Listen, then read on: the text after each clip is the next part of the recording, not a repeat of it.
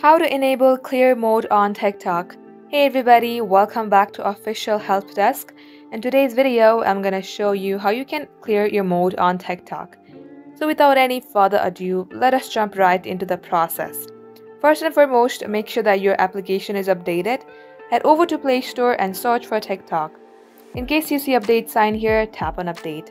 Once you do so, tap open it. After launching your TikTok application, make sure that you get logged into your TikTok account. Then select the video that you would like to use the clear mode on. Long tap onto it. Then you will see a pop-up of various options. Under here, just tap on clear display. And this is what it will look like once you clear the display. In case you would like to add it back, just do the same and tap on clear display again. And just like so, this is how you can clearly use this feature on your TikTok account. So that is all for today's tutorial. If you would like to see more videos on this topic, then do comment down below and we will get back to you soon with more tutorials like this. In the meantime, what you can do is like this video and subscribe to our channel. Also, don't forget to hit the notification bell to never miss an update from us. Lastly, thank you very much for watching the video till the very end. We will catch you up in our next upload.